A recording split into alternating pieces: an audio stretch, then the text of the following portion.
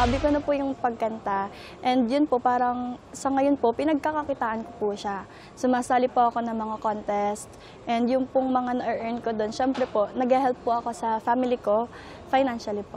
Nung bata pa lang po ako, mahilig na po ako sa music.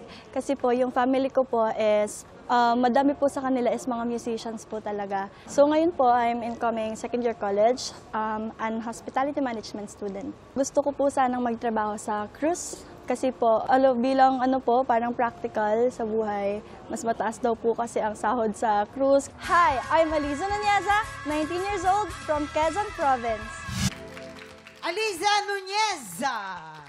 Aliza! Aliza! Dili tayo sana sa second floor. Taga saan ang mga, Nuneza. Nuneza? Taga saan yan? Taga Pitogo po ata. Pitogo, ah? Taga Quezon? Opo, Quezon. Ayan, taga Quezon. Alam mo ba, Mamang? Oh. Siya ay pinsan siya ni Justin, yung unang umamon kay LA. LA! Yung bata na 16, parang 16 or 17 years old. Pinsan siya. Yung pala, Kaya pinsan mo pala. pala yan. Humingin ka ba ng tip kay Justin? Opo, actually po, kagabi po, siya din po yung nagko-coach sa akin. Ah, Nagpa-practice po kami kagabi. Yan. Nasa lahi nyo talaga ang mga Mga awit, no? Opo. Shoutout mo naman yung mga Shoutout kamag-anak mo mo dyan sa Pitugo. Hi po sa Nuneza fam sa Pitogo at sa mga family ko sa Lucena. Hello po. Ako, maganda rin dyan sa Lucena. Oo. Ito, tignan natin kung ano sasabihin natin mga inampalanan, Aliza! Alam mo, ang ganda ng song mo. Sa una lang na part, medyo nakulangan lang ako sa volume. Volume lang ng onte. Andun na ang ganda ng boses mo. Andun na yung, tamang-tama yung vibe na binigay mo sa song na to. Yung volume lang ng onte, kulang. Yung transition mo to falsetto to normal, maganda. May parts na maganda, ang ganda nun. Nung dumating tayo doon sa second verse, medyo iniba mo. Tama, iniba mo ng onte para siguro gusto mo ibahin. Kaso lang, Aliza, medyo na-confuse lang kami sa mga tono na ginagawa mo. Make sure lang na mag-stick pa din tayo doon sa melody. Kasi parang hinahanap namin yung tamang tono na gagawin mo sana. So, if next time na mag-a-adlib tayo or iibahin natin, make sure lang na andun pa din yung melody para mag-guide pa din namin kung ano yung tamang tono ng song. Yun lang naman. Pero, yun nga, nabigyan mo ng bagong sound tong song na to. Ang ganda ng version mo, kaya congrats. Thanks po. Aliza, alam mo, ang kailangan lang rito sa kantang ito, yung groove. Kasi iniba yung arrangement ng kanta. So, parang nagkaroon ng medyo jazz ng konti yung areglo niya. So, kailangan sumabay ka dun sa groove ng kanta. Para masabayan mo yon, medyo relax dapat ang kilos mo. Medyo stiff ka ng konti Siguro dahil sa nervyos.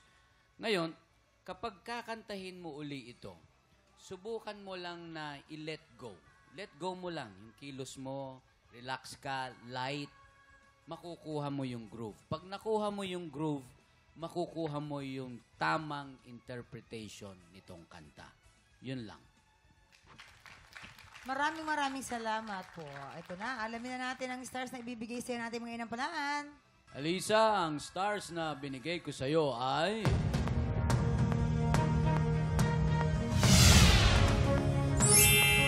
2 star.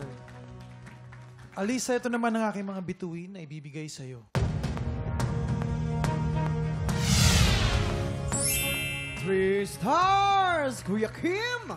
Maraming salamat, Jason. Mamaya na po natin ipapakita mga scores ni Jessica.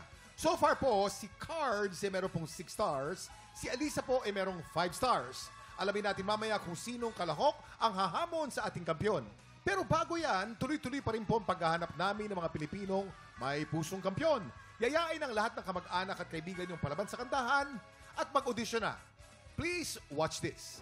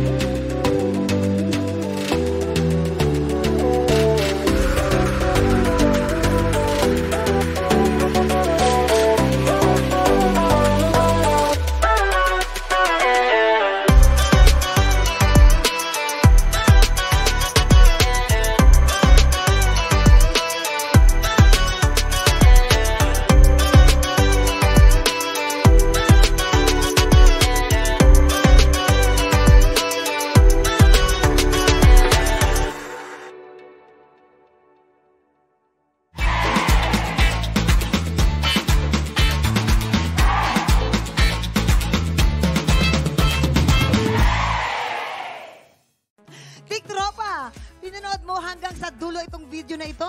Abay, very good ka! For more happy time, watch more TikTok Lock videos on our official social media pages and subscribe to GMA Network official YouTube channel.